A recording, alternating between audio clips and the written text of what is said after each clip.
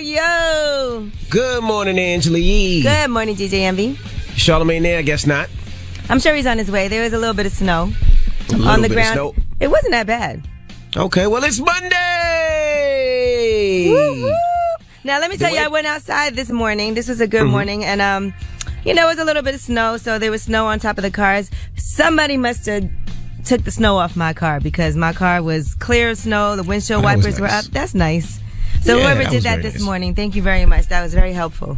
Oh, that was nice. Now, I'm stuck in Charlotte. I was supposed to be back last night. I had a bunch of parties down here for CIAA, and they canceled all the flights. They said they were expecting a couple of feet of snow. That's what they told me at the airport. So I had to stay here for the night, and they closed all the schools and everything, and it's not that much snow, is it? Yeah, they kept saying all day that it was going to snow. They said it was going to start snowing at 1 in the afternoon, and they closed the schools today, but it's not that bad. All right. Well, I'm broadcasting from Charlotte, and shout out to everybody that was out here for CIAA. It's always a great time. Every year we have the Breakfast Club Day Party. Shout out to Lil Duval. He came and performed. Shout out to 2 Chainz. I actually ran into 2 Chainz down there. We did something for Cricket Wireless, so he was performing, so I ran into him. It was a great event. I love CIAA. You get to see people that listen to the radio all the time. You get to connect, take pictures, just talk and have conversations. So shout out to everybody that came out to North Carolina for CIAA. Now, you were out in Albany, right? Yes, I had to do a Black Women in Media conference with the NAACP, so shout out to everyone that put that together. It was me, Ashley Sharpton, and Rakia Mays was on that event as well. And then I also did the Black Women in Tech conference, and I had to interview Kenya Moore from Real Housewives of Atlanta. So I did the closing interview for that conference. That was really dope too. Oh, now, did you want to hear something else I did this weekend? So I was with my mom yesterday, and remember when I co-hosted The Real for a week? They had put up a picture of my parents' wedding on there. They were talking about that. And somebody that her first cousin, who she hasn't seen in over 40 years, his daughter saw it and then got back in contact. So we went to I met them for the first time, my mother's side of the family. Wow. She was very excited because my mom's the only child. Both her parents, my grandparents passed away. Cool. So she doesn't really have any family like that. All right. Now, did you see Leaving Neverland? I did watch that last night. Now, if you haven't seen it, of course, HBO put out a docuseries, Leaving Neverland. Last night was part 1. Tonight is part 2. Mm-hmm. Yeah, you know how you get the free trial on HBO just so you can watch it? So I got the free trial. I got to cancel it today. You don't have HBO? I'm not on my laptop. I'm in Charlotte. You can log in from your internet at home. You can go online. I couldn't figure it out last night, so I just did the free trial. If you cancel it within 24 hours or something like that, they don't charge you. So I'm about to cancel it in a second. Yeah, you should be able to watch that anyway. What did you think? I think that it was very disturbing. It was a lot of very detailed descriptions of what they allege Wade Robson and James Safechuck alleged that Michael Jackson did to them when they were younger. And the parents were on there. And I was really in awe that parents would allow things like this, like for their child to stay in someone else's room, an adult like that. It was overnight. It was very disturbing. It was a little too long. It was just too long. They stretched it out. Yeah, they stretched it out a lot, as you can tell. They trying to get as much out of this as possible. The only thing is, I'm stuck between do I believe or not. That's the only thing, because some of the descriptive things that they are very saying descriptive. And some of the things that they were saying about Michael Jackson, it's difficult to listen to and watch because, he was like one of my superheroes growing up. I love Michael Jackson. I know people who dances. I watched him. I know people who don't want to watch it because they don't want to not love Michael Jackson. Oh. I just want to know the truth. Good morning, Jesus. Oh, good morning, Charlamagne. What's happening? Look at him busting in the door. Well, what up, Charlamagne? We are getting ready for front page news. So. Bernie Sanders. Bernie Sanders will be joining us. Oh, we're not doing front page news? No, I'm just saying Bernie Sanders will be joining us this morning. Evan said Charlotte. He couldn't get back because of the weather. The flights. Oh, he on the ISDN. Mm-hmm. Hey, Charlamagne. You thought I was in here talking to myself? I did. I'm not going to lie to you. I'm not going to lie. Anytime there's any type of disruptive weather, I know Charlamagne's going to come in.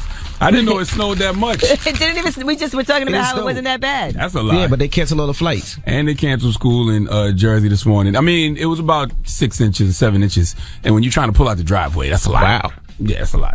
Okay. Yeah. All right. Well, Bernie Sanders will be joining us this morning. We'll kick it with Bernie next hour. Never heard of him.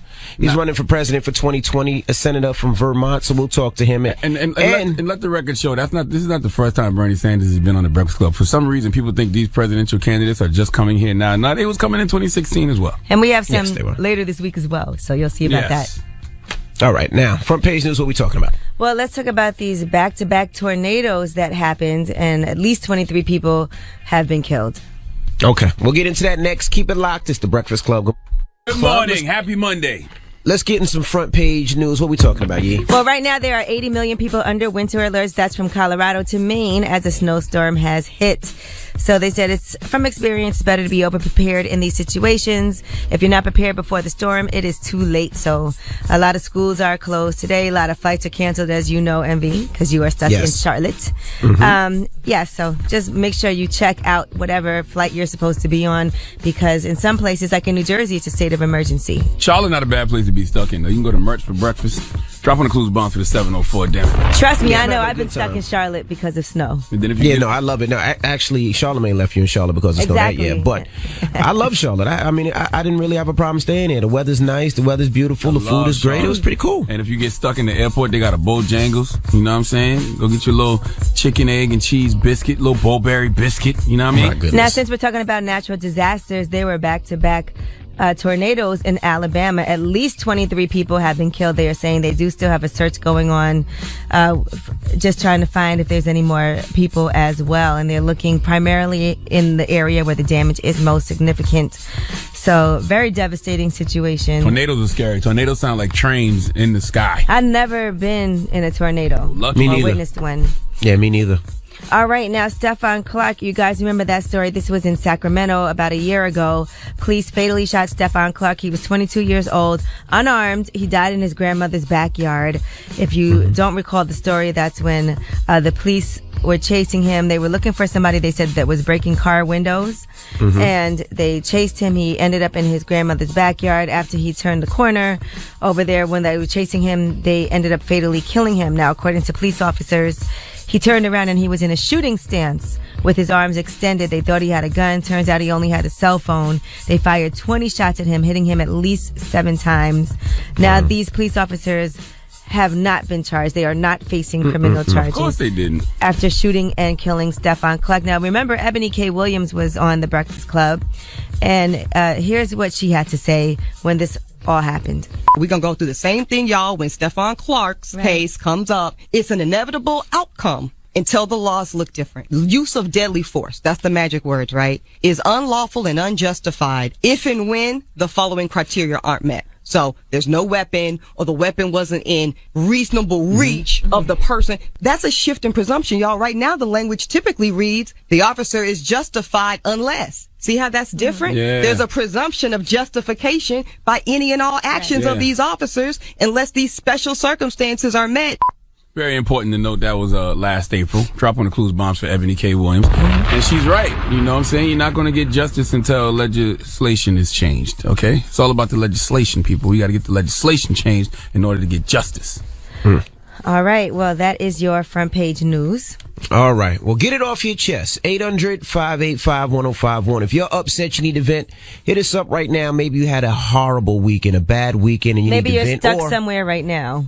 Yeah, maybe you're stuck somewhere. Maybe somebody's stuck in you. All right. All right, that's how you want to start it? All right, but get it off your chest. 800-585-1051. If you guys watch Leaving Neverland, we would love for you to call up and comment on that as well. Dogs listen to The Breakfast Club as well, okay? I don't think so. But anyway, stuck together somewhere in America. Right. Get it off your chest. Or if you need to just spread some positivity, you can do that as well. 800-585-1051. Hit us up right now. It's The Breakfast Club. Good morning. Hello, who's this? Hey, man, it's Rick in Birmingham. How you doing? What's up, bro? Get it off your chest. Hey, man, I want to speak on the little Michael Jackson thing. Now, hear me out, man. You know how Charlamagne says, these guys lied on the oath, right? Yes, sir. I think we've come to a time in society, man, we have to stop retruthing the truth. You feel what I'm saying? Like, these guys lied on the oath. You said this thing right here. Now, you're saying something else, so now you want us to be sympathetic to each other, to you, right? So now, like you said, if you just want to know the truth, well, what is the goddamn truth? We don't know the truth. We don't know. That's why they should have never done this. They should have never done this special because it's just too much of a gray area. It's too sketchy. This special is trash, man, and they know it. And it's coming from a 26-year-old guy. Oh no, Mike, I wasn't doing his heyday. I'm just saying, man, if this the truth right now, it got to be the truth later. You got to keep the same truth. The truth is the truth, man. You can't just be changing this just to fit your narrative. It makes you some money. Did you think that anything was a little strange about any behavior? Yeah, I think it was very strange. Me personally, I have two boys. I have a 4-year-old and a 1-year-old, and they can't sleep in the bed with my brother. You know what I'm saying? I'm with you. I'm with you, bro. We're not doing that. We're not doing that, period. Can I say something? I'm with you. Can I say something real quick? What? Michael Jackson has been strange since his whole goddamn life. Now all of a sudden y'all think Michael is strange? The same man who morphed into a white woman? Okay? Come on, man. I'm just asking what he thought from watching it, if anything was strange to him. That's Michael all. Jackson is strange. Let's go to another line. Hello, who's this? Yo, this Q. Q, what up? Get it off your chest, bro. Yeah, man, I'm in Hampton, Virginia right now trying to make it to work, man. And this, every time you come through this tunnel, it's traffic, accident, something, man. These cats in Virginia can't drive for Okay. I like that. I like that. I like that energy.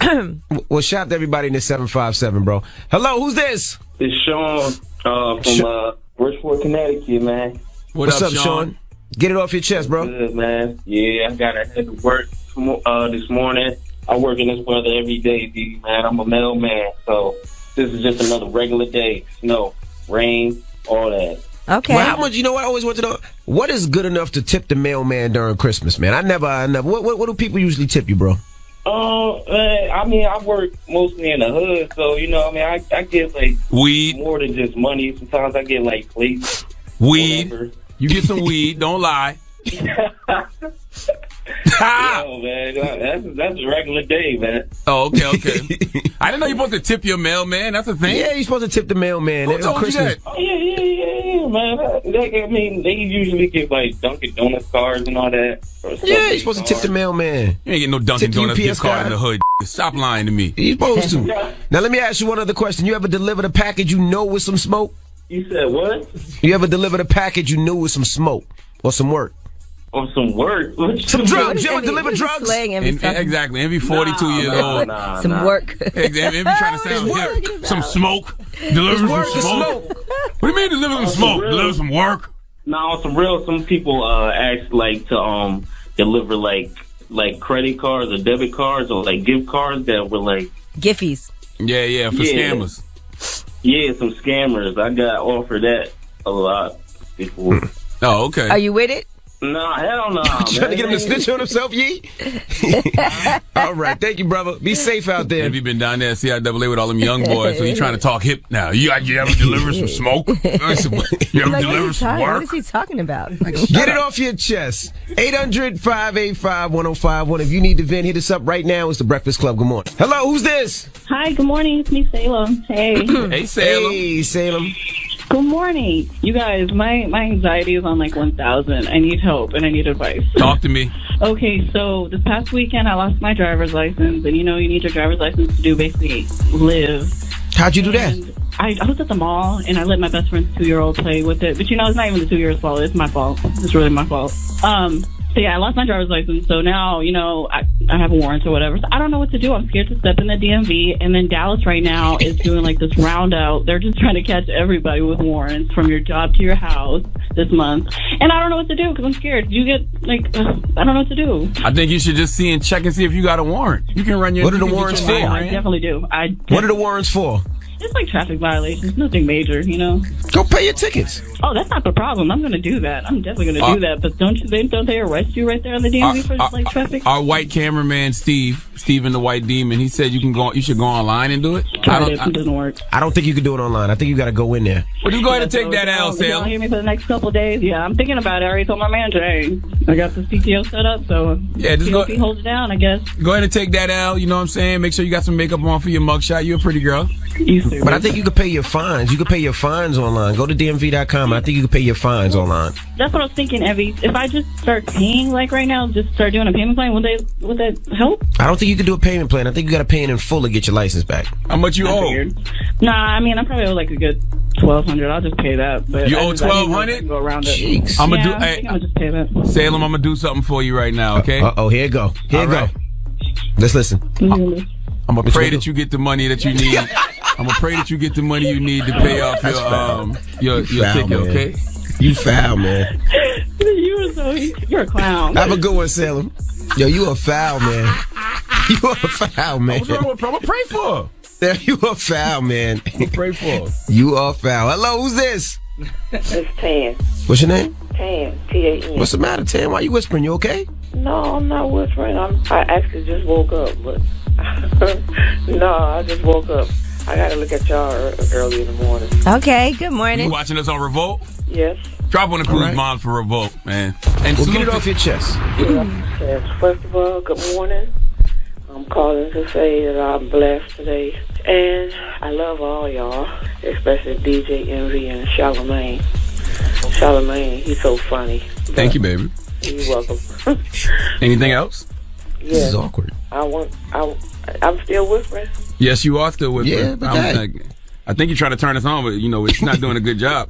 I'm touching my nipple a little bit. Go ahead. Nope, I'm a faithful black male. It's silly. Anything else?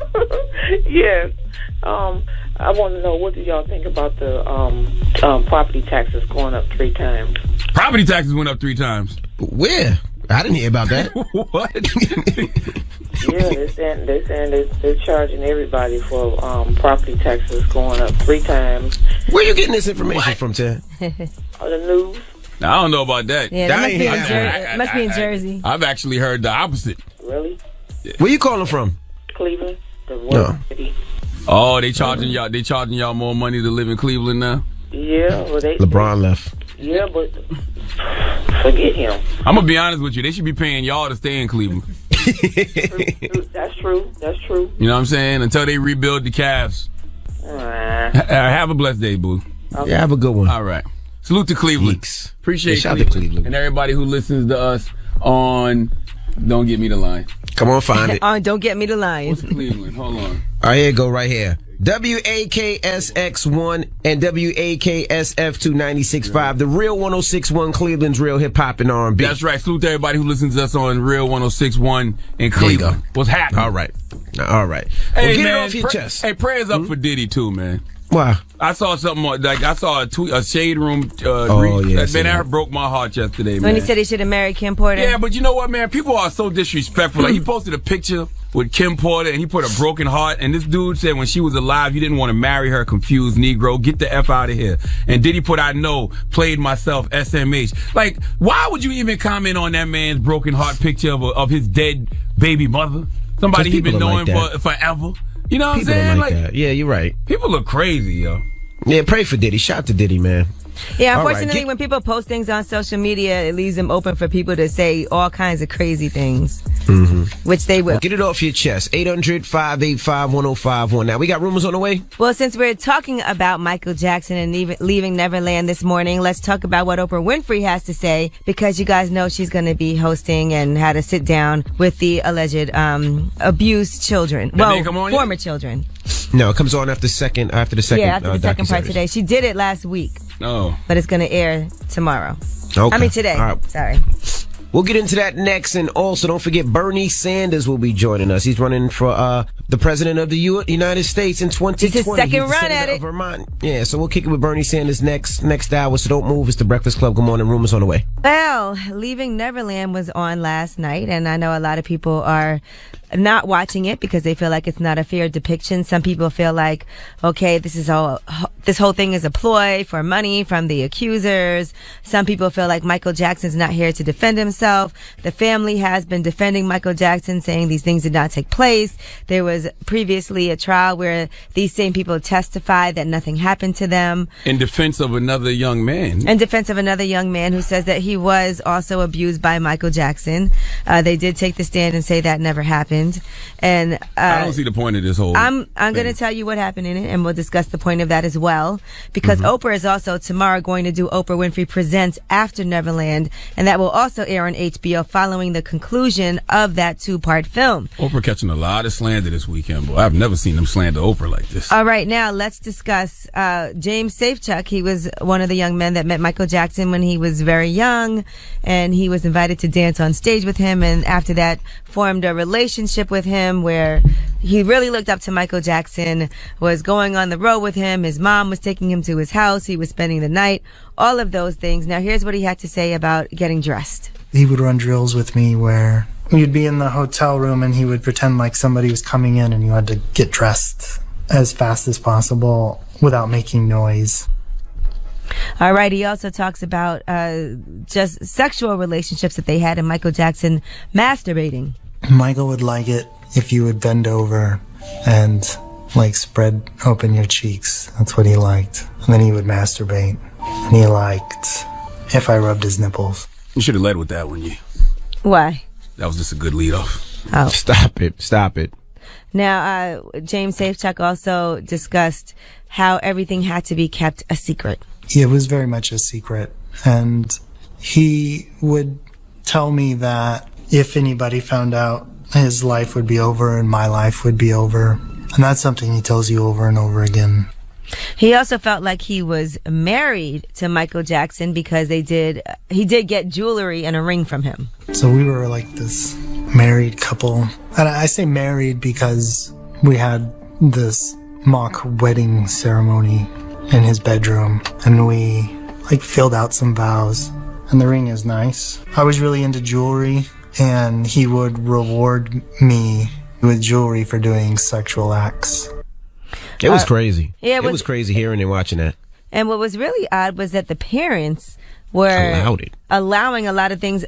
Supposedly they didn't know to the extent of what was happening, but it's just weird that you would allow your child to be spending the night and you would be boxed out, you know, and they would be spending in the night bed, in the same bedroom and everything. Man, in the bedroom. Now, here is what James Safechuck's mother had to say. You go from a normal lifestyle, day after day, everything's the same, to this big star calling your house, wanting to come to your home and have dinner in your home, wanting to spend the night in your little house. This was all so overwhelming and like a fairy tale. And I got lost in it. And I know my husband got lost in it too.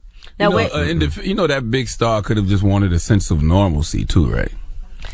That's probably not having an 8-year-old sleep in your bed and have a sleepover. I'm talking about as far as calling their house and saying, I want to come over for dinner and just cool out. Well, here's Wade Robson's details of his relationship with Michael Jackson. Let's hear more from these perjurers. Him talking to me, you and I were brought together by God. This is how we show our love. So taking showers together, fondling and kissing, tongue in mouth. He would put my fingers on his nipples, tell me to squeeze them. And then Michael pulling my pants and my underwear down and going down and starting to, perform oral sex.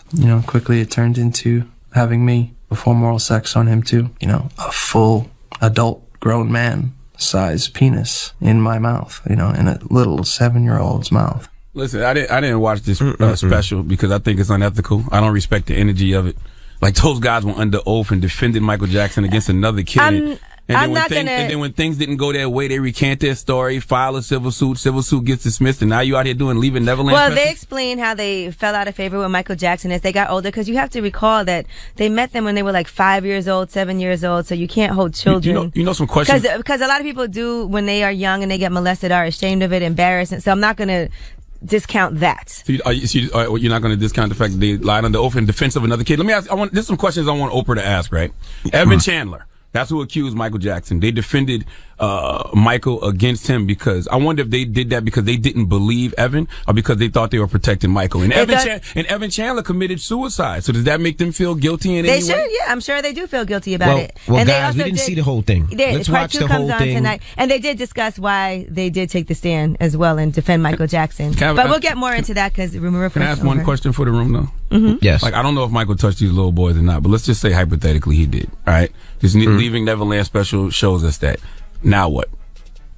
I mean, there is no now what, because like you said, Michael Jackson was actually found not guilty. And he's dead. I mean, we're just hearing somebody's side. I mean, it's a little difficult. So he's not here. He's not here to defend himself. Like, what's the point of this? Like, I feel like HBO just wanted the kind of traction Lifetime got with their Surviving R. Kelly doc. You know what I'm saying? Well, maybe something like this can encourage other people who have gone through something to be honest about it and come out with their truth. I'm not saying, you asked me why, what would this do? If you're saying if this was true, and I was answering your question, if it is true and if they were touched, what would be the point of it? And I'm saying the point of something like this is to encourage other people that might have been in a similar situation to have some support. Just like the Me Too movement, when people are detailing things that happen to them, even if there's nothing legally they can do, maybe that is something that will show support for other people. Well, if it's not true, it's just going to encourage more money plays and plays for viewership like this special. All right, well, we'll talk about it more rumor in the report. 8 o'clock Yes, we'll hour. talk about it a lot more more in the 8 o'clock hour. Now, coming up, we got front page news. What we talking about, Yee? Yes, we are going to talk about this weather that's really causing a lot of disruptions for people if they're traveling, going to school, because maybe you can't. Also, something that a 12-year-old got charged, felony charges for. You won't believe it. All right, we'll get into that next. Keep it locked. It's the Breakfast Club. Good morning. Good morning. Good morning. Let's get in some front page news. What we talking about, Yee? Now, first of all, the weather. Just be careful if you're traveling. There's major travel disruptions that are affecting lots of people from Maine all the way to Colorado. So just be careful. That snowstorm has hit. 80 million people are under winter weather alerts right now. Yeah, I'm stuck in Charlotte right now. My flights got canceled coming back to New York City. So Today should be fine, though, right? Yeah, I think it'll be fine, yep. Go to Bojangles. I'll go to Mertz. All right, now a 12-year-old rapper is in court on felony charges, and that's because he was selling CDs in the mall. He was in Georgia visiting family. He was in the food court of a local Cumberland shopping center. That looks very suspicious. That's when an off-duty deputy approached him and grabbed him by his arm, accused him of loitering, and also said that he had been in trouble on 2 previous occasions for selling CDs in the mall. His lawyer says that's absolutely not true. I just want everybody to know that sells CDs in 2019. You look suspicious. Now, Corey posted... Corey posted a note on his Instagram page. He said, seriously, like, I really wake up every day asking myself, why would this police officer tell these ludicrous, ridiculous stories? By the way, he spelled ludicrous the same way you would spell the rapper Ludacris's name. He said, on me that now have me going to court facing a felony at 12 years old as if I'm really a robber, killer, murderer, or some kid that cussed out and fight police officers or something. Like, I'm just so, for real, I just don't understand why a man would do this and have me going through all this. Not worth it at all. Corey, you're 12 years old. You're not playing this right. You're supposed to be saying, what the hell is a CD? Okay? You're supposed to be acting clueless to what a CD is. All right? You're 12. Mm-hmm. Okay? You didn't grow up on CD players. He should have had a little junk drive. Like, yeah, but he's an entrepreneur. He's trying to sell some CDs to make some money. What I'm not mad at that. This kid is 12. Some people still have CD. You know, it might have been the OJs, the Temptations on the CD. You don't know what was on there. The boy is 12. He don't even know who the OJs are. Well, you saw on your age this morning. Between that stupid ass slang you used earlier and now talking about some OJs and Temptations. They don't even know what was on the CDs. The kid is 12. So he's an aspiring rapper. So yes, that's sad though, because that kind of sets up like, you don't want kids to feel like criminals for trying to do something entrepreneurial. Yes. I would have been. First of all, I would have been locked up because I used to sell CDs when I was a kid. Salute to my man DJ Chuck T. But you were bootlegging CDs. You were bootlegging people's albums. That's something different. You a snitch. you just a whole snitch. Yeah, that's a good question. What CDs were you selling? You ain't tell on Clue. Were you an tell artist? On Clue. Tell on DJ Clue. Tell on you, Mr. Mixtape Kings. Okay? How about y'all tell on yourselves? All right, y'all the ones who snitched on Drama and got Drama and Cannon locked up. A lot of snitching going on in this room this morning. What are you talking about? I'm just going to back out of this. And I'll end this with a good story. This happened at Morehouse College in Atlanta. Wayne Hayer, he did not want to miss his algebra class, and he couldn't find childcare. He has a 5-month-old daughter. They were getting ready for the midterm, so he brought his daughter to class. And guess what? His professor, Nathan Alexander, held the daughter, held Asada, and taught the rest of the class while he had the baby strapped to his chest, just so that Wayne could study and get his study on. So that's a beautiful thing. All right. Well, I'm Angela Yee, and that's your front page news. All right. Anything else y'all want to tell about? A body? No, we good. Anything? No, all right. No. All right. When we come back, Bernie Sanders will be joining us. Senator Bernie Sanders, 2020 presidential candidate. Very important to note that this is not Bernie Sanders' first time on the Breakfast Club. For whatever reason, people think that these candidates just started coming here this year. No, they was coming here in 2016 as well. That's right. So we'll kick it with Bernie when we come back. Don't move. It's the Breakfast Club. Good morning. It's time for Ask C&E, man. What's your problem, bro? I'm doing some adult film. So my camera got stolen, and it's some people on there doing the adult film activities, you know, and they know. So I don't know, what should I do? Should I just tell them that the tape got stolen on some Mimi and Nico stuff, or some real just let it be? You need to tell the truth and just say you sold the tape for money like you did. Yo, yes, you did. You're a liar. Nobody stole that tape. You're lying. Stop it. They not popping like that though, bro. So there's no need for me to steal a tape. I wouldn't say anything, sir. I would lie. I'd be like, word, the tape came out? I would act like deny. Yeah, and I mean, being that none of y'all are anybody, nobody's going to care about y'all. That's true. Yo, you a hater. Have a nice day, sir. Well, good luck, sir. Hello, who's this? This is Natalie from Miami. Now, Nani, what's your question? Okay, so me and my boyfriend have been together for about 4 years, and we have a baby boy together. But lately, I don't know, he's just acting weird. He's just completely like, I feel like he doesn't talk to me anymore. He hides stuff from me all the time. He's cheating I have on caught you, him. Uh-huh. He's cheating on you, ma. What else do you need to know? That necessarily doesn't mean that, man. He's cheating on her. Stop it, Envy. Maybe. Yeah, he is. Hello, who's this? Max. Max, man, what's your question for C&E, bro? So I got my old lady, right? Mm-hmm. I got this domestic violence thing, man. She beat me up one morning. She called the police on me. You know what I'm saying? She attacked me, and yet she just tried to put me out of the house. So she called the police. So I bounced. You know what I'm saying? I comes back. The police was looking for me. So now I got this charge over my head. And I'm like, yo, should I even still be messing with this old lady? You know what I'm saying? I mean, how you gonna put charges on me? You know what I mean? You hit me. Hey, you know the motto, dog. Once a woman calls the police on you, you know, you got to break up with her, bro. It's not like you hit her. If you hit her and she called the police on you or you pulled a gun on her and threatened her life, absolutely she has every right to call the police on you. But if she hit you and called the police and tried to get you locked up, you got to leave her, dog. You know the rules. I agree. You got to go, bro. That's the problem, though, dog. I got a kid by her, so it's not an easy situation. You know what I'm saying? So shut the hell up and take the L. So just eat it. That's what you said, to swallow it? Take the L, yeah, bro. Swallow that one. Wow. Hello, who's this? It's Tim Booth. Hey, what's your question, man? I wanted to ask why Charlamagne such a Well, that's a good question, sir. I have been trying to figure this out. I'm really trying to figure out what body part I am, because some people call me an a-hole, some people call me what you just said. Some people even call me a vagina. Oh, that was Ask Ye. If you need advice, relationship advice, C&E are here for you. Oh, we got a special guest in the building. Yes, sir. Bernie Sanders. Senator Bernie Sanders. Senator Bernie Sanders. Good morning. Good morning. How are you, sir? I'm great. How you guys doing? So Bernie, 44 out of 45 presidents in this country have been white men. Do you think we need another one? Well, I think you need this one. Look, we are living in an unprecedented time. We have the most dangerous president in the modern history of this country, somebody who is a pathological liar, a fraud, a racist, a sexist, a homophobe, a racist, xenophobe, a con man, a cheat. Now you're just getting warmed up here, man. Now, this is a bad news guy, and the most important thing that has got to happen is that this dangerous president is defeated. I'm going to do everything I can to defeat him. I look forward to winning the Democratic nomination, and if I don't, I will support anybody else who's out there to defeat him. But this guy cannot win another term. Why run again? Well, I'll tell you why. Go ahead. I'll tell you why. We ran in 2016, as you guys know, we were here, and I'm proud of the campaign that we ran. If you think back, and I want you just to think back a few years ago, think about the issues that we ran on. We said that we cannot continue to have a minimum wage in this country of $7.25 an hour, starvation wage. That we're going to fight for a $15 an hour minimum wage. And you know what I was told back then 4 years ago? Think about it. What was I told? Yes, it was insane. It was insane. It was crazy. Can't happen. Well, since then, 5 states have already passed that. I was told that the United States has got to join every other major country on earth and guarantee health care to all people as a right through a Medicare for All single-payer program. Once again, Bernie, you're crazy. Can't be done.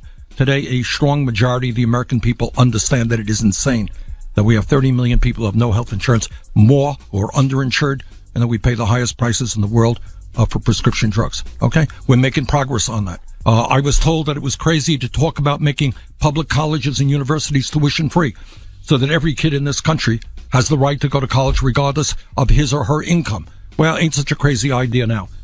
Cities, states are beginning to move in that direction. So to answer your question, we made progress in 2016 in taking on all of the big money interest in this country, taking on Wall Street and the insurance companies and the drug companies. We made progress. Obviously, we have a long, long way to go, and I want to complete the political revolution that we began. What will you do differently, though, this time? I have been criticized. My 2016 campaign, remember that campaign? We started like with 4 people. My wife Jane is here. She was one of them. 4 people around our kitchen table. And then the campaign grew, and we took on the whole establishment. We ended up winning 22 states and 13 million votes. This time we're starting from a very different position. We were criticized for being too male. That was a correct criticism.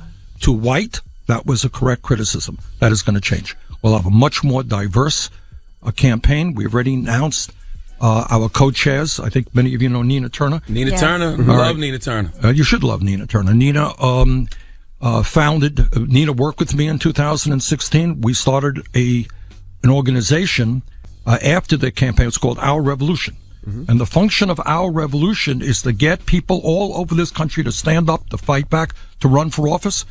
Nina has, until just a few days ago, been the leader of Our Revolution. They have 600 chapters all over the country. All right. And they are getting young people to get involved in the political process. What about your press secretary? They said he's an illegal immigrant. She. I'm sorry. She's an illegal immigrant.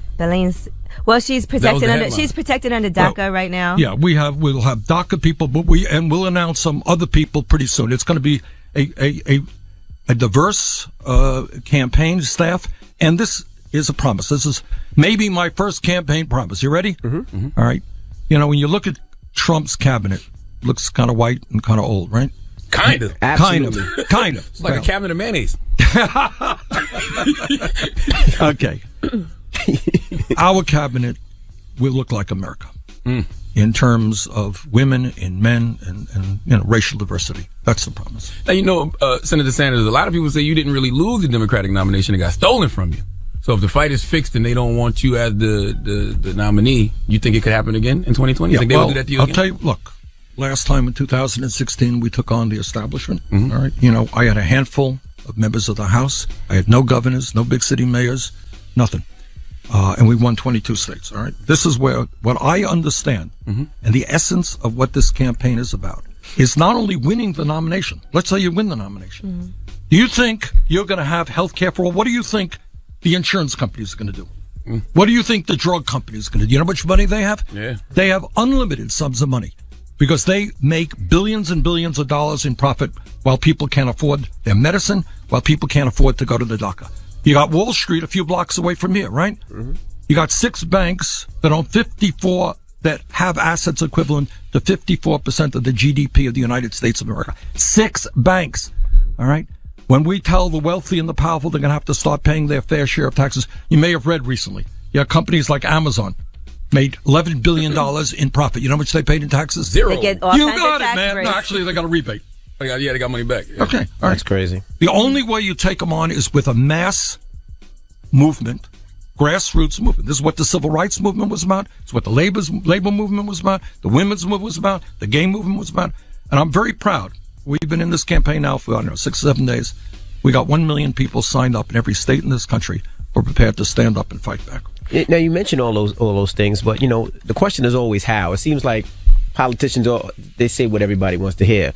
Free tuition, lower taxes, legalizing marijuana. But what's the plan? How are we going to have? I don't free say tuition? lower taxes. Oh, okay. Well, how are we going to have free tuition? How are we going to implement those plans? Excellent question. Fair enough. Right now, in terms of healthcare, we are spending almost twice as much per capita as any other major country on earth. Now, when you come and you visit me in Burlington, Vermont, if you go 50 miles north of where I live, you're in Quebec, Canada. Okay. They guarantee in Canada health care. Do you know how much it costs? You got, God forbid, somebody comes down with cancer, right? You go through all the surgery, all the chemotherapy. Do you know how much you pay in Canada for all of that? Free. Yeah, Free. That's right. Well, it's not free. It's paid for. Right. The same way we pay for public education. Correct. You don't come out with a nickel bill. I think that's the right thing to be. I agree. Okay. So you ask me how we pay for it. Right now, we are paying twice as much per capita for healthcare as they do in Canada. Because they don't have a system which enables the drug companies and the insurance companies to make huge profits. Their system is simpler. There is not all kinds of waste and bureaucracy. A lot of overcharging here. A lot of it. Huge amount. So to answer your question in terms of healthcare, we're already paying for it. We're paying twice as much as the Canadians. So what the criticism of Bernie Sanders is, he's going to raise your taxes. Well, I may. That's right. But you know what I'm doing? I'm doing away with all of your private health insurance premiums. All right, I don't know how you guys work or where you get your health care from. Somebody is paying for it. Somebody's paying Blue Cross or United Health. All right, that's gone. We're paying it for ourselves, yeah. You're paying it for yourself. How much you paying? If you're an average family of four in this country, you're paying $28,000 a year. And that cost is going to go up. So we can't afford the present system. That's why we're going to move to Medicare for all. That's how we're going to pay for it. You ask about public colleges and universities. Roughly speaking, it's about $900 billion over a 10-year period. That's a lot of money. Not quite as much as Trump gave in tax breaks to the top 1% and large private corporations. All right, so we're going to tax.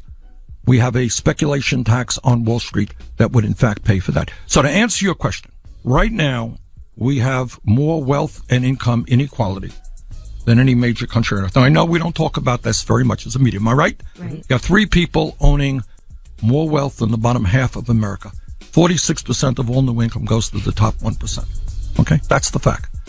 So, yes, you guys said maybe about lower. I'm not going to promise I'm going to lower Wall Street's taxes. Quite the contrary.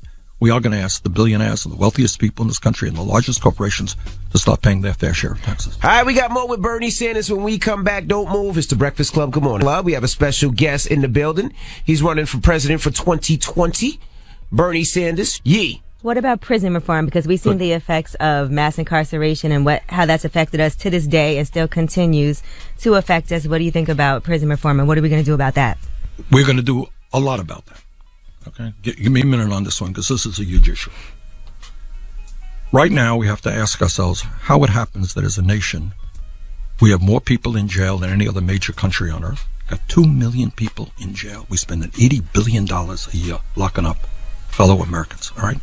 So first thing, and we're already, as a result of a lot of good work by Black Lives Matter, ACLU, and others, there are now prosecutors and district attorneys who are being elected to office who are saying, my job is not to put more people in jail, it's to reduce the prison population. All right? We're making some progress in that.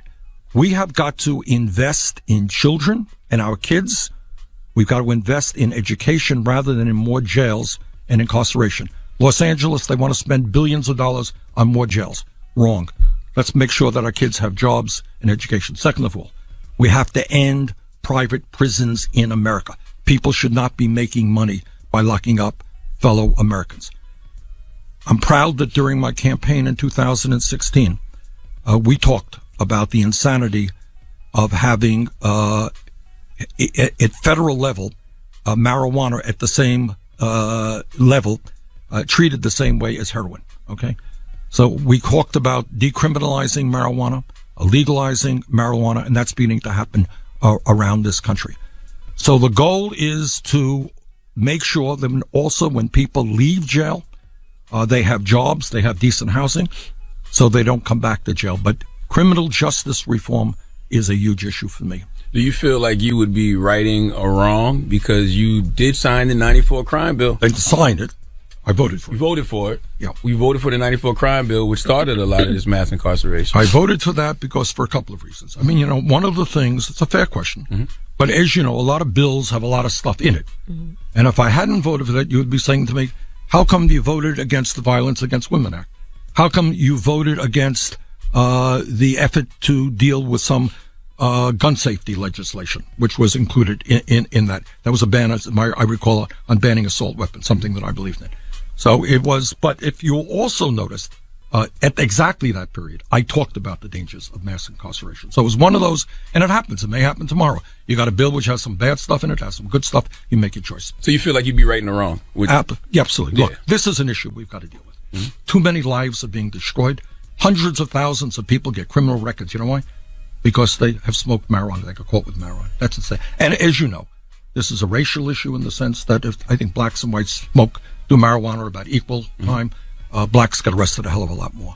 And what we also want to do, and some communities are beginning to do this, is expunge the records of people who are arrested for marijuana. I believe in that very strongly. This is a question that we've been asking of all Democrats. Does Bernie Sanders have an agenda for black people? Absolutely. We start off, as I mentioned, with massive disparity in the general population. Very few have a lot. Most people have nothing. Then you got another form of disparity, which is a wealth disparity. All right. So right now, you have the white community, the average white family, owning 10 times more wealth than the average black family. You have a health disparity infant mortality rates in the black community, I think 2.5 times what they are in the white community. You got an education disparity. We talked about a criminal justice disparity, where African Americans are much more likely to be arrested and put in jail. Those are disparities that have got to be addressed. There is a friend of mine, Jim Clyburn of South Carolina. Yes, sir. Representative Clyburn came up with an idea, which I think we should build on. He called it 10-20-30, which says that you focus federal resources on those communities most in distress. And at the same time, you got to deal with institutional racism. I remember redlining, for example. If you're a small business person, I talked to a guy in Milwaukee last year, and he had, it seems to be a moderately successful business. I said, Bernie, I'm going, black guy, I'm going to the banks. I can't get a loan. So we got to deal with racism and discrimination within the financial services committee, within the financial services industry. You got payday lenders. My God, unbelievable. You know what the interest rate for and they're ripping off on the most vulnerable and poorest people. So to answer your question, we do have an agenda. And it's an agenda that we will fight vigorously for. Yeah, that's why I would like to see federal, what you just said about the banks, I would like to see federal government put more support into the black banks. Absolutely. I feel like that could help black entrepreneurs. And not only and black banks. homeowners as well. And black homeowners, but black business in this sense. Correct. In this sense. Unemployment now is quote unquote relatively low. But you go to African American communities and the youth unemployment rate is still unbelievably high. And you tell me, please tell me, what happens if you're a kid who drops out of high school who has no money? You're probably going to turn into a life of crime. You got it. Yeah. What a waste. What a waste. You know, we got to invest in those things where we invest in housing. A lot of people in the African American community not making a lot of money, spending 50% of their income in housing, childcare. And what about HBCUs? Absolutely. Very big for our community. It is. And very support big. is very big. It is very big. They, I don't know the numbers, but as you know, a significant number of African American teachers, academics, professionals come out of the HBCU system, and they do a great job, and they're underfunded. So when I talk about making most of the, as I recall, most of the HBCUs are public institutions. Some are not, but we are going to pay a lot of attention to them. Now, why does it seem like this week you've been kind of dodging the reparations question? Senator Harris and Senator Warren have both kind of spoken out and said that they agree with some form of reparations. Well, what the question is, what do we, I'm not dodging the question. The question is, what do we mean by reparations? I mean, it seems to me a lot of people mean a lot of different things. To my mind, it means that we have to deal with the fact that there is enormous disparity between the black community and the white community. And that issue has got to be addressed. And I've indicated to you some of the ways that I think it should be addressed. Well, I think they mean some type of economic empowerment to the African descendants of slaves. But what does that mean, economic empowerment? I just talked about the fact that I would do my best to change the banking system to make sure that we end racism, that we pay attention to distressed communities, that people get the loans they need to make the investments they need. What about straight cash payouts? No. How much you want, You agree with that? Why don't you agree with that? Well, first of all, you mean just a check to every African American? Yes. Well, then there's a check to every Native American who were nearly wiped out when the settlers first came here. I think the way we go forward is to build America together. There are distressed communities, white communities, there are distressed Latino communities. Right now, what you have is a government owned and controlled by big money interest who worries about Wall Street and the drug companies. We're going to change that. And we're going to pay attention to the needs of working families and low-income families in this country in a way that you have never seen. But this government has also systemically oppressed us in a way that they haven't oppressed other communities. Through slavery, through segregation, now mass incarceration. And I think it should be something done specifically for African Americans. Well, and all of those issues, all right, we are going to deal with mass incarceration. And we're going to invest. I think at the end of the day, if we end the discrimination that exists in financial services, in healthcare, in education, if we guarantee health care to all people, if we, and we're working on a particular program, make sure that every person in this country has a job, because there's enough work to be done dealing with climate change, dealing with our crumbling infrastructure, I would suggest to you that not only the African American community, but every community will be a hell of a lot better off than they are today. All right, we got more with Bernie Sanders when we come back. Don't move. It's the Breakfast Club. Good morning. Morning, everybody. It's DJ Envy, Angela Yee, Charlamagne the God. We are the Breakfast Club. We have a special guest in the building. He's running for president for 2020. Bernie Sanders. Yee. What about legalizing marijuana? And how can we ensure that African Americans get in on, because it seems like we're getting kind of blocked out in many ways. That's a very good question. So 2 answers. I believe in the legalization of marijuana. Right now you have a Federal Controlled Substance Act in Washington that says you're caught with heroin, he's caught with marijuana. It's both the same level. That's insane. Okay. So I believe in the legalization of marijuana, which, by the way, will be a major step forward in the struggle for a fairer, a less racist criminal justice system. Number 2, your point. There are large corporations, your point, that are going to be making a whole lot of money. Suddenly, 10 years ago, everyone was demonizing marijuana. Mm-hmm. Now these guys are going to make $1 zillion off it. And you're right. Small business people in the African American community deserve to be part of that process. Have you ever smoked? A few times. Okay. Didn't do a whole lot for me. My recollection is I nearly coughed my brains out, so it's not my cup of tea. So you think we should be guaranteed to get a certain percentage of these opportunities? I don't know what a guarantee looks like, but like in many other areas, your point is well taken. That the corporations are moving in. They're moving in on hemp. Okay? This is a problem that we have above and beyond marijuana, in that area after area in this country, you have a small number of corporations who control the action. But the issue of marijuana is particularly sensitive because you got so many African Americans who have been arrested. If my memory is correct, well, I don't know what it is, but it's been disproportionately African American and Latino. You have to start remembering things, Senator Sanders, because they're always on you about being too old. So you can't be acting like you're forgetting things all the time. All right. Well, there's too much to remember. What do you think about Howard Schultz running, and do you think that's going to affect the Democrats? Some people think it might be very divisive. I don't know that we need another billionaire to be running for president. Anyone wants to run, they can run. I think his views are certainly very different than mine.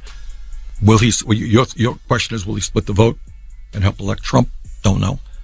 But what can I say? I was going to ask about that as well.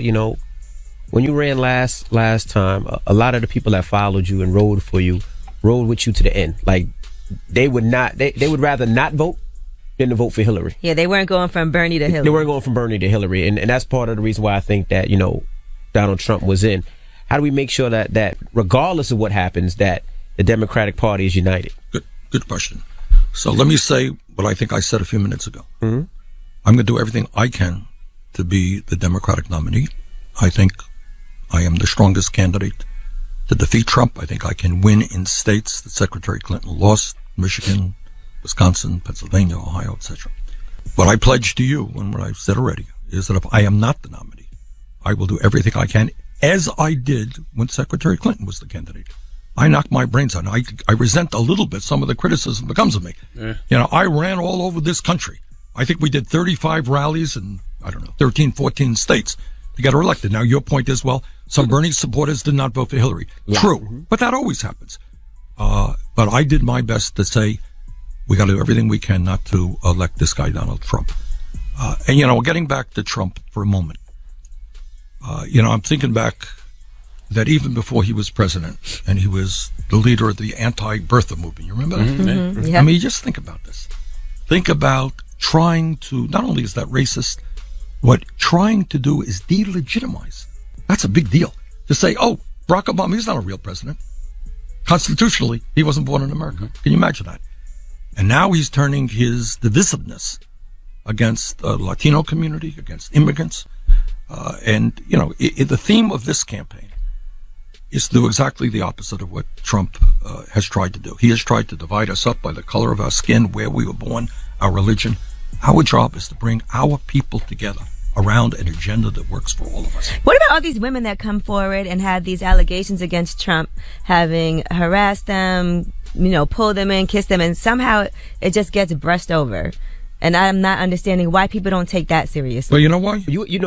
They said there was a young lady that asked the other day about you having harassment claims in your campaign as well, and you said that you were upset about that. Yeah. So it's kind of the same thing. Well, no, it's not about me. It's about my campaign, which had 1,200 employees. Mm-hmm. And I am upset. We put together our campaign quite quickly, and there were problems in it. I don't deny it, and I'm embarrassed by that.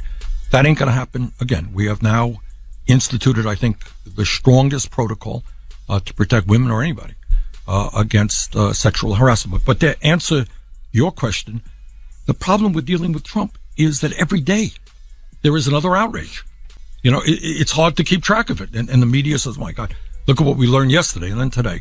So I think that's kind of part of the problem. I want to give you a chance to clear this up because this is a headline. The headline says you hired an illegal immigrant.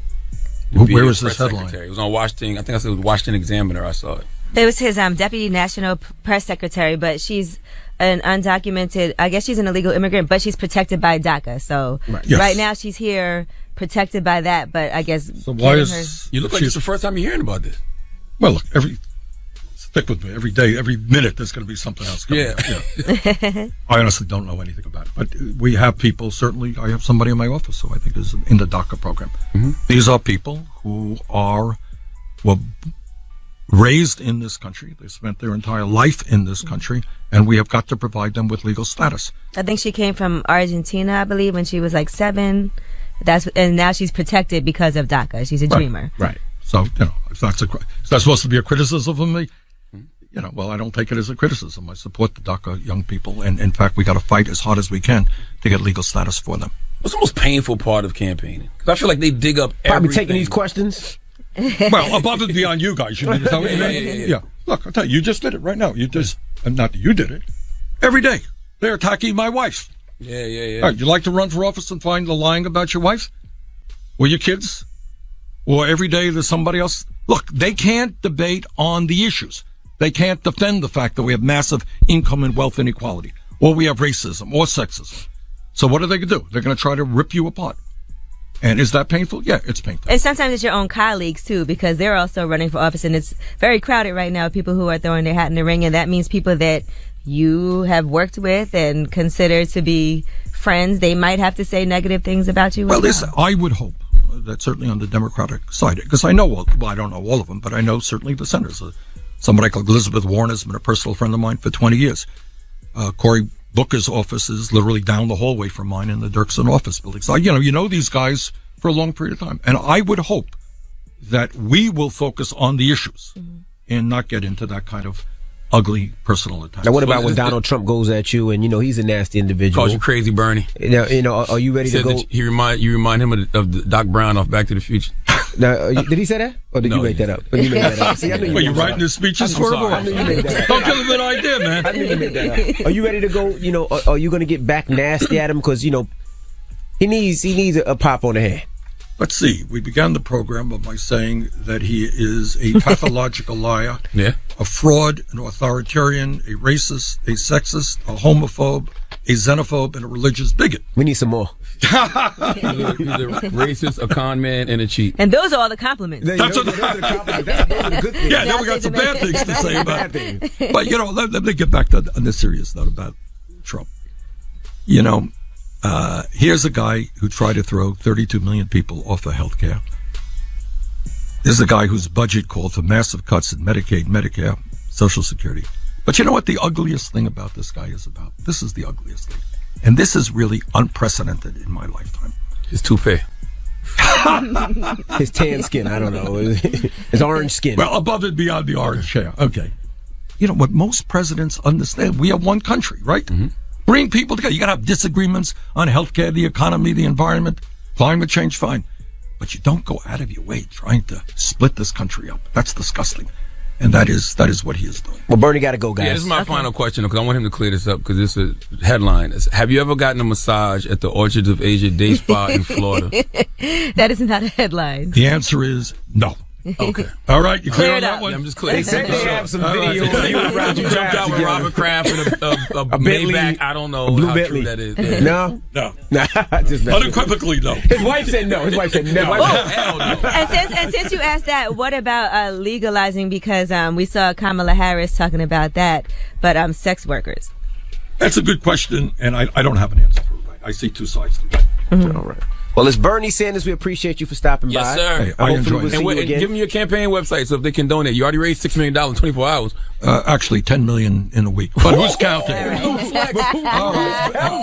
But it's BernieSanders.com. But guys, thank you very much for Thank you, allowing sir. me. All right, it's Bernie Sanders. Feel It's the the burn. Breakfast Club. Good morning.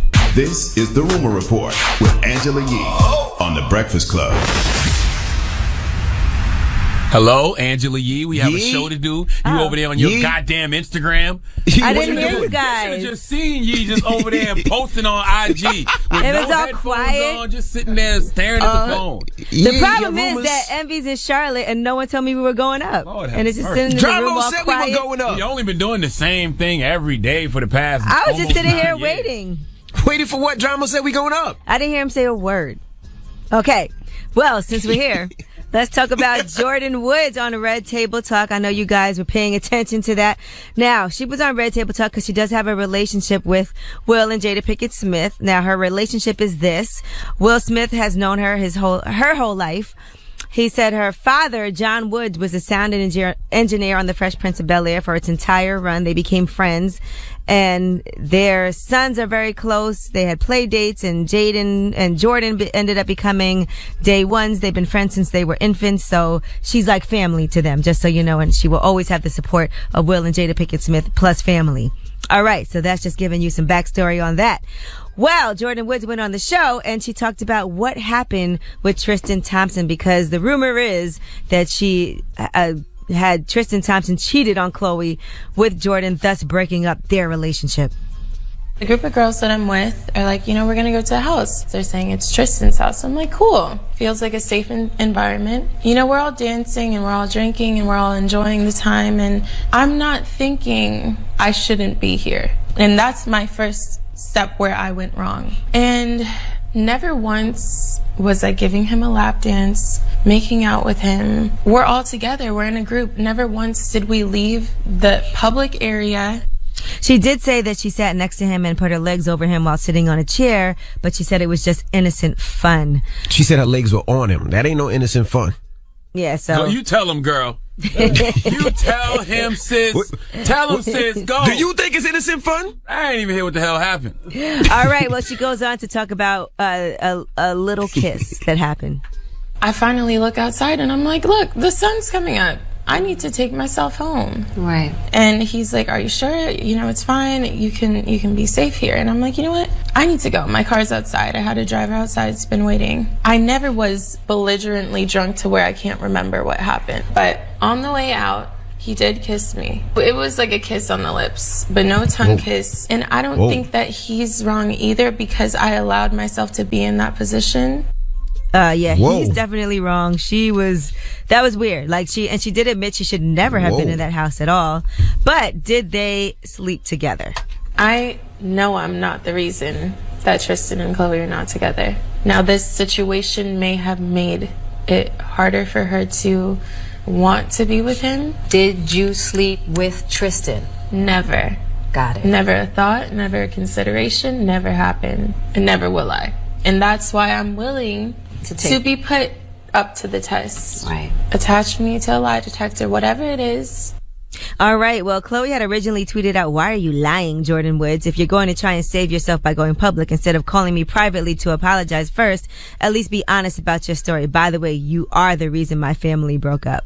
When the new season of Keeping Up with the Kardashians coming out? It got to be coming out soon, right? For them to be pulling all these stunts. Yeah, I mean, God But damn, all this man. did, I will say this, on social media, people were going in on Khloe. They were saying that she was bullying Jordan. Then they brought up a lot of things that Khloe Kardashian herself had done, such as they brought up an old interview with Trey Songz, and Trey Songz had dated Lauren London. Lauren London and Khloe used to be friends. I don't know if they still are, but then Khloe was spotted out with Trey Songz, and they brought up a lot of things that had happened in the past with Guess what else they're going to be doing? French Montana, when French Montana was with Trina and she was friends with them. And They also going to be watching season 27 of Keeping Up with the Kardashians Strings when it comes out? Do Jada and Jordan get paid for all this free promo they giving this new season? I don't know, but Red Table Talk's doing very well as well. Red So Table that was Talk, actually yeah. a great episode for her too. So Khloe did, after this interview came out and she got a lot of backlash, tweet out, Tristan is equally to blame, but Tristan is the father of my child. Regardless of what he does to me, I won't do that to my daughter. He has been addressing the situation privately.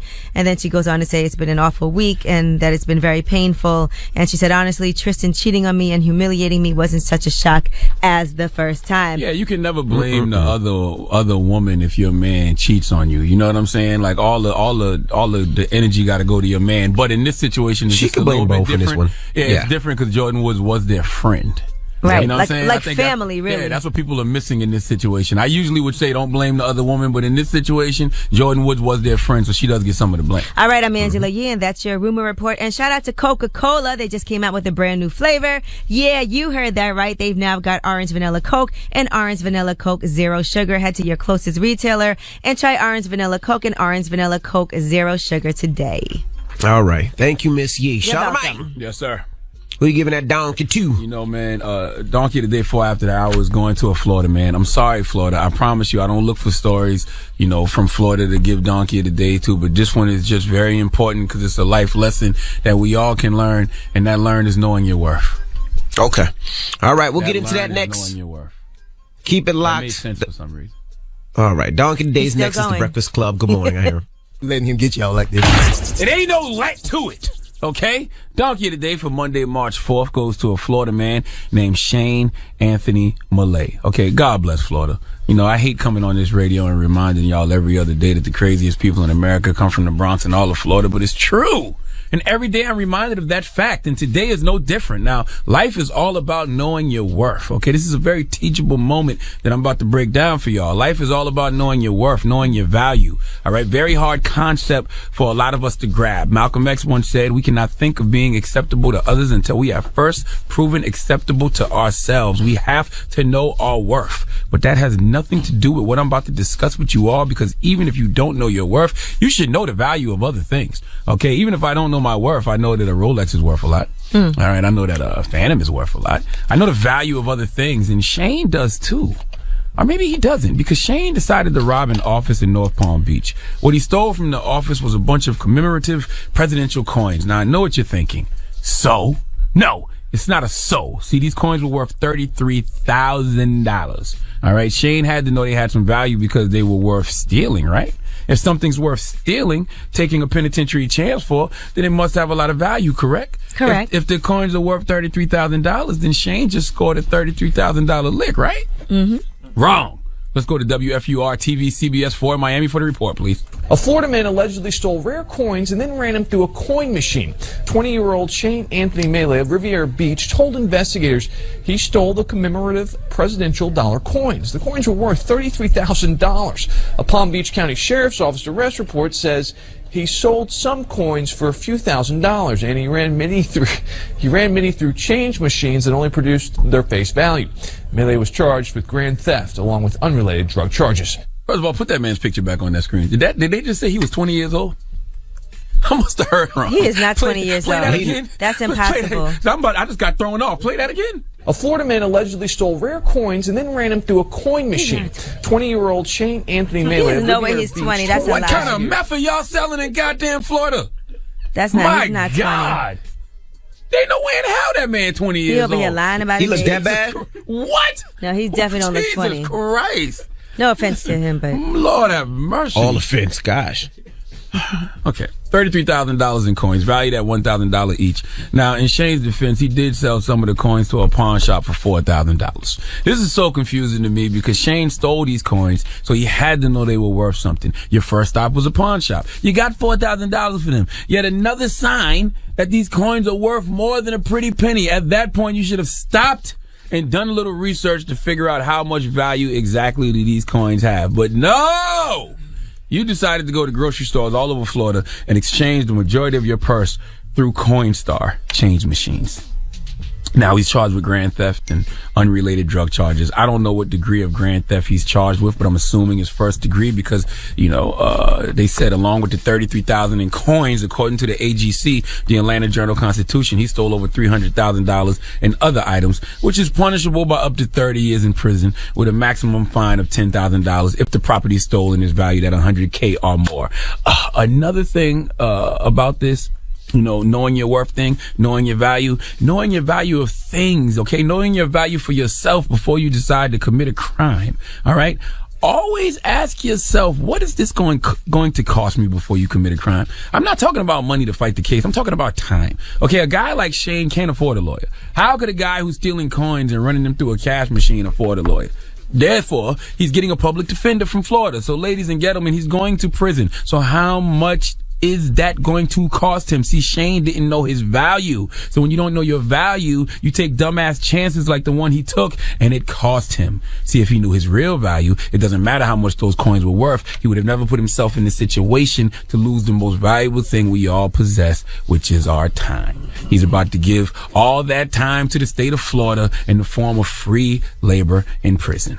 The moral of the story is, kids, know the value of knowing your value.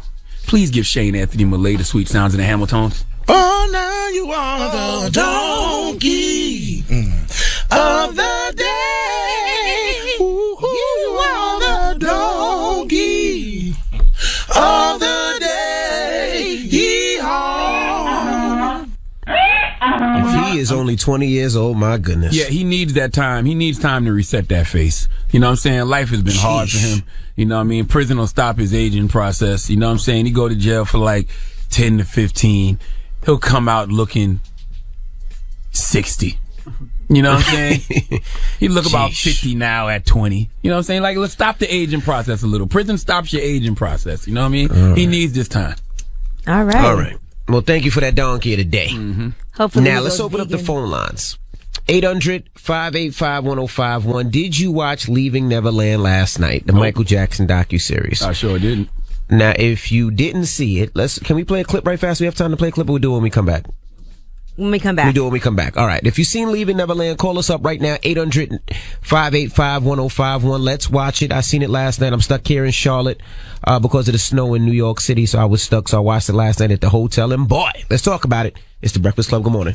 Now, if you just joined us, we're talking Leaving Neverland. Now, last night it was the part one of the docuseries. It's a two-part series where they talk about some of the people that accused Michael Jackson of sexual assault. Two people. Yes, James Safechuck and Wade Robson. So we're asking, what do you think? What are your thoughts? 800-585-1051. Before we play the audio, what do you think? Charlamagne didn't see it. I have to see part two to see. The whole thing is complicated to me because you take into account that they only showed their families and their point of view. So to me, that's not well rounded.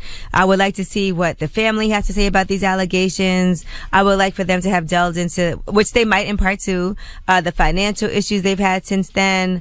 I would have liked to see like maybe a therapist on there to talk about the, why things might have unfolded the way that they did. I would have liked them to address certain things that they said that they are now contradicting. So I didn't think so far that it was well-rounded, but it was very disturbing to watch.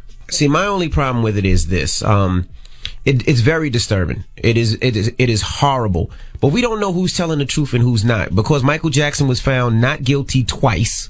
And that's with all the evidence that they had. So it gets to the point where I really don't know. Yes, there were some weird things going on. Do I believe that Michael Jackson masturbated watching these kids naked? I don't know. I feel like I honestly don't know. I feel like what they did was put the story out there that these these now adults are saying, and then you kind of have to like make a decision on your own. And it didn't feel like I was informed enough from both sides. And let's be clear, I didn't watch it because I missed it. I watched it because I didn't want to watch it. It's unethical. I don't respect the energy of it. Those guys were under oath and defended Michael Jackson against another kid. And then when things don't go their way in the future, they recant their story, file a civil suit. Civil suit got dismissed, and now you out here doing Leaving Neverland specials, or whatever it's called. This is an obvious money play, an obvious play for viewership, and I don't want no parts of it. Not to mention the man is dead. And I'm going to tell you something else. The director said the two victims didn't get paid, so it can't be for money.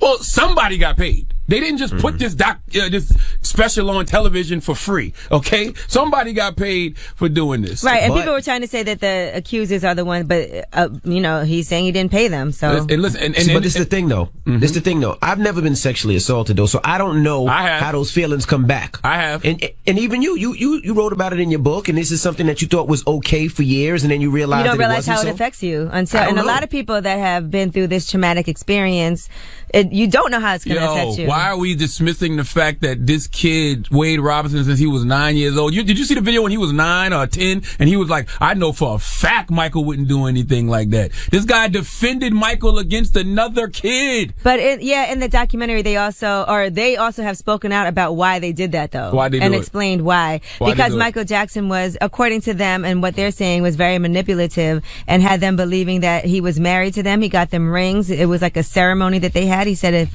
he told anybody, then they wouldn't be allowed to be friends anymore. He was faxing these kids crazy, talking about "I love you." Like something was weird. I would love to hear Oprah ask them about Evan Chandler. Evan Chandler is the other kid who accused Michael, who ended up killing himself because they did defend Michael. I wonder if they defended Michael because they didn't believe Evan or because they thought they were protecting Michael. And they actually said that Michael Jackson had kind of like left them for dead until he needed their help to come, and that's when he came back into their lives to try to get them to come and testify on his behalf. I just don't understand why. Listen, if these were some other kids or some other grown people who had stories about Michael, I can see making this special. But I think it's very unethical for somebody to be under oath to use these two kids who were under oath and defended Michael against another kid. Like, I don't see how we can look at their words with any integrity. I just think if you've been grooming kids since they've been like 5 or 7 years old, I can't say how anybody would react. And I also feel like it's hard to say these things without having seen it to know what's happening too. I just feel like that. It's been going on forever. Because we're talking about this. Phone lines. Let's open up the phone lines, guys. Okay. Hello, who's this? It's Ron. Hey, what's up, bro? We're talking Leaving Neverland. Did you see it last night? I saw about an hour and probably 10 minutes of it, and I changed the channel when Wade Robson referred to Michael Jackson's hair as a Brillo pad. Okay, yeah, he said he would rub his hair. And it felt like I was so shocked that anyone who says that in 2019 and that no one who saw the previews actually pointed out that fact that I changed the channel. Okay. Well, thank you. Hello, who's this? Yo, this CJ, man, from Jacksonville. Duval. What's up, CJ? Yeah, Florida. Did you see Leaving Neverland? Envy, man, Charlamagne. What's up, man? Did you watch Seeing Neverland last night? What did you think? Leaving. Man, I'm with Charlamagne on this one, man. I couldn't sit back and watch that, man. For real, man. Why they throw this man under the bus, man? Why he out of there, man? So you didn't watch it? Nah, I couldn't watch it. I refuse to stand up for that, man. They feel like they're trying to go off the R. Kelly thing. That's another thing that we're not talking about. Like, I produce TV shows. Agents have asked me verbatim, who can we do a doc on? They don't care about women being assaulted and kids being abused. This is about money and viewership for these network people. All right. Well, 800-585-1051. We're talking Leaving Neverland. Did you see it last night? What did you think? It's the Breakfast Club. Good morning. Now, if you just joined us, we're talking Leaving Neverland, which is the Michael Jackson docuseries. Part 1 was last night. Now, if you missed it, we have some audio. Can we play some audio? Him talking to me. You and I were brought together by God. This is how we show our love. So taking showers together, fondling and kissing, tongue in mouth. He would put my fingers on his nipples, tell me to squeeze them, and then Michael pulling my pants and my underwear down and going down and starting to, perform oral sex.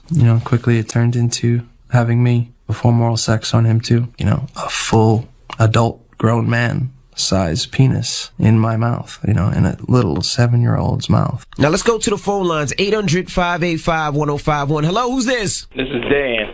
Hey, what's up, Dan? We're talking Leaving Neverland last night. Did you watch it? Yeah, man, that was pretty bananas.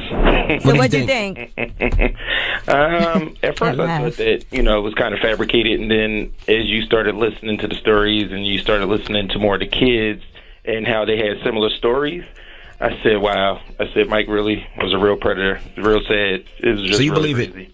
it? Yeah, man. It's unfortunate, and, and his legacy will probably be tarnished by it, but You know, it kind of reminds me of like how R. Kelly is, and but Mike was a little bit more slick about how he was doing it. But yeah, it was just terrible. It was very detailed, the accounts that they gave of what they are saying happened to them. And I'm interested in Oprah, because I look at Oprah as somebody that has good judgment when she does things, and she is hosting the After Leaving Neverland show tonight. So I'm interested in what she's going to bring out of that and what made her change her mind. Because I know a lot of people went into this watching it and saying, okay, I don't believe this. This is awful. This can't be true. And then some people's minds were changed. And yes, I think I said something wrong. Evan Chandler is the father of the kid who accused Michael Jackson. He killed himself. So I want to know, do these guys feel guilty in not helping that kid, Evan, get so-called justice? Because you was under oath defending Michael Jackson against that kid. Shouldn't they be held accountable for that as well? Hello, who's this? This is Grant from Detroit. Hey, what's up, Grant? What's up, bro? Hey, we're talking Leaving Neverland. Did you see it last night? Yes. I think it's full of crap. How they gonna come out with a documentary 10 years after he just died? And you gotta look at it like they trying to make money, because the director didn't even talk to the family. He just went with what the kids said, just to make money. It's all about money. So you think it's about the director making money? Yeah. Somebody made money. No, I know the director did, but I'm just saying he said that the kids didn't get paid. Wade Robson didn't get paid. I don't believe that. And neither did James Safechuck. No. You know they got paid. It's an LLC somewhere that got a check. I'm just telling you what he said. They didn't get any money off of it. So what's their point of doing it? I guess if that's their truth, they want to tell the truth. Okay, well, let me ask you this question once again. If that's their truth. I'm asking this question once again. What about the kid? Since Wade and the other guy are getting closure, they're telling their story. What about the kid they defended Michael against? When is that little boy going to get to tell his story? Because of Wade and the other guy, he didn't get no justice. I mean, maybe we'll see more about that in part 2 tonight. I don't know. It's hard to say. I would say this. I will say this. I would say I'm not mad at the docuseries. What I'm mad at is that we didn't get both sides of the story. You do have these two individuals and they're saying whatever they have to say, but we don't get the other side. This docuseries is really made to just ish on Michael Jackson. Because we didn't get both sides of the story. We've been getting the other side for 40 years. Like these stories have been around. Like these stories aren't new. Like anybody can do a little research. Like these stories are not new. Like but a lot of people haven't done that research. For some people, a lot of this information might be their first time hearing it. There were things I saw that I never heard before. And that's why it's biased. The FBI investigated Michael Jackson for 10 years. Michael Jackson's been in court for these things. These two guys in this documentary under oath were defending Michael Jackson against another kid. I just think this is so unethical, and I don't like the energy around it. So, all right. Do we think the other kid was lying too? I don't know. Those are the questions that we need to be asking those two dudes, because those two dudes defended Michael against that kid. So did they not we'll believe get more information tonight. Maybe they'll explain that tonight in part 2 of the docuseries. You know, maybe we'll see it, and maybe we'll get more information from Oprah. Wade Robson's dad committed suicide. Hold on now, so I'm confused. Who committed suicide? Evan Chandler's. He underwent multiple plastic surgeries and then took his own life. And Wade Robson and his dad were estranged, and his father committed suicide also. So is Evan Chandler the father of the kid who was accusing Michael? Yeah, he's the one that came out with allegations against Michael Jackson. Evan's the father of the kid. No, Evan is the one that. Kid. Yeah. Okay, see, I'm confused. Wait, hold on. Confused me. I'm lost. It was Jordan Chandler. Jordan Chandler accused Jackson of molesting. I'm so confused. I don't even know that story. Oh my God. Chandler told his dad, Evan Chandler was a dentist, about the abuse. So his son, Jordan Chandler, and then Wade Robson's dad also committed suicide. Y'all just confused me. And Wade Robson is in the documentary. His dad committed suicide as well. No, that's right. Evan Chandler is the dad of the young boy. Yeah. Killed himself. Wade Robson's dad hung himself in 2002. All right, so part 2 is tonight, and then after that, Oprah Winfrey will be doing an interview with these two young gentlemen and be talking to them in depth. So hopefully we'll see something. We'll get something out of it. All right. Well, we got rumors on the way? Yeah, so let's talk about somebody who is coming back to their job today after going on hiatus. And we'll tell you what sources are saying about this return to television. All right. We'll get into that when we come back. Keep it locked. It's The Breakfast Club. Good morning. It's the Rumor Report. The Breakfast Club. Well, Wendy Williams, she is back on her show, on her Wendy show today. Just about an hour ago, she tweeted out, "The wait is over. Wendy's back." So she has been out for quite some time now, and they kept delaying when she was going to be back on her show. First, she took a 3-week hiatus, and then that got extended, but now she's back today. I wonder if she's going to address any of her own drama. I don't see how you can't. Yeah, it's going to be very awkward to discuss like Tristan Thompson cheating when for for the past couple of months, she's had to deal with those allegations in her own marriage. Right? Yeah, but she didn't say she was in. She didn't say what. Nothing. Go ahead. Well, they said she's been having issues because of her medication for her fractured shoulder, her Graves' disease, and she promises a better Wendy this year. But there's a lot of people now that have been speaking out about some issues with Wendy and issues with her husband. And so we'll see what she's going to have to say about that. Now, they also have some audio of a man who says that Kevin Hunter threatened him. If anything ever happens to me or my family, know that it is Kevin Hunter, the great husband of Wendy Williams. I got him by the so tight, he don't know what to do. So he gonna try to take me out? I thought we were brothers. The days of doing people wrong are over. I got tagged in that video. The kid's name He is, definitely tagged you. Yeah, the kid's name is Avion Foster, I think it is. I think he was signed to Kevin and Wendy as a singer, and he was on a plane. And for whatever reason, people thought he was coming to the Breakfast Club. I have no idea why, but on Friday, a guy came here looking for that dude. Like, some dude went to the front desk and asked for him, and I thought that was very strange. So they asked for the singer? Yeah. They asked if he was here, if he was at the Breakfast Club. So I just thought that was strange. So I don't know what's going on. I don't know what this kid Avion knows that, you don't want people to know, Kev, but I would hope you're not stupid enough to send someone after this kid after he gets on IG and tells people if something happens to him as Kevin Hunter. I would hope Kevin Hunter's not that dumb. Well, now there's a lot of stories coming out about Kevin Hunter and how Wendy was scared of him and how he was abusive toward her physically, verbally. Yeah. So I'm sure all those things at some point are going to have to be addressed because you are Wendy Williams and we want to hear what you have to say about yourself too. Yeah. Want to hear the truth. Yeah, absolutely. I just hope he was not that dumb to send someone after they say, if something happens to me, it's you. But I hope that she's much healthier now as she returns to television. Like, why would somebody be coming here to the Breakfast Club looking for that kid? We don't know that kid. Yeah, that's the main thing. I hope she's healthy. I'm glad that she's working again. You never want to see anybody lose their job, All right, now, Peter Thomas, you know him from Real Housewives of Atlanta. He was previously married to Cynthia Bailey. Now he's having some issues. He was taken into custody on Friday on a warrant for writing fraudulent checks. He is being held without bond. And also, he's still in jail? Yeah, I guess there was no bond. I don't know what's going on. He's getting too much money to still... Oh, he ain't getting no bond. That's true. Okay. All right, now Janice Freeman from The Voice, she passed away. She was only 33 years old. They said she was battling a combination of bronchitis and lupus, and she had a blood clot in her lungs. Yikes. And that's what happened. So rest in peace, and our condolences to Janice Freeman and to her family. She was one of Miley Cyrus's favorites on the show, and she just died, passed away this Saturday from that blood clot. That's sad. Stuff like that scares me. Now, see, stuff like that causes my anxiety to act up because I take an aspirin every time I get on the plane because I'd be so scared of getting blood clots. Clot? Hell yeah. Whew. All right. Now, Diddy has posted a picture of himself and Kim Porter in a broken heart. And somebody said, when she was alive, you didn't want to marry her. Confused Negro GTFOH. And he responded, I know, played myself SMH. That was his response. That was some harsh stuff to say to say. You know what I'm saying? Right. When the mother of your children has passed away, why would you say a thing like that? God dang. I understand that ain't nobody got no heart on social media, but Lord have mercy. Damn, the man posted a picture of the mother of his child who died with a broken heart. And then you're going to say, GTFOH. All right, there were rumors that Kylie Jenner and Travis Scott had broken up, and apparently those rumors are not true. Even though he deleted everything and deactivated his Instagram, the rumor is that he's been trying to patch things up, and she confronted him because she believes she found evidence that he was cheating. He denies those cheating claims, and here he is shouting out, of course, his woman at Madison Square Garden during a show. I love you, wifey. Come on.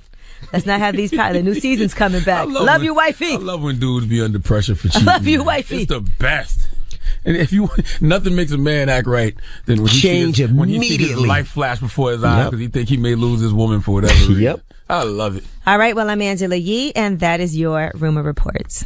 All right. Thank you, Miss Yee. Again, shout out to everybody in Charlotte. Of course, I'm stuck out here because of the weather in New York City. My flight was canceled. Actually, all the flights last night were canceled. So shout out to the station out here. Did you see Streets 103.3. What you say? Did you see my bro DJ Chuck T? Didn't y'all do a party together? I thought I saw you on a flyer with Chuck T. No, I didn't see Chuck T. Envy did a lot of parties. He probably doesn't even know. Yeah, I did about 6-7 parties. I seen, of course, Louis V. Happy birthday to DJ Louis V. Oh, happy birthday, Louis V. That's South Carolina all That's day. our guy. And also make sure you try those new flavors of orange vanilla Coke and orange vanilla Coke Zero Sugar. I tried the new flavors. Yeah, you heard that right. And I have to tell you, it's a great combination of Coke, orange, and vanilla flavor. Head to your closest retailer today to try them out. That's right, G. You get your business in, goddammit. All right? That's these little shout-outs we giving to these people. I know Louis V loves Coca-Cola that's right. and Coke. That's right. Orange vanilla Coke. That's right. Shout out to you, Louis V. I'll have some for you. Oh, my, I can't with y'all this morning, man. Mix is up next, man. It's the Breakfast Club. Good morning.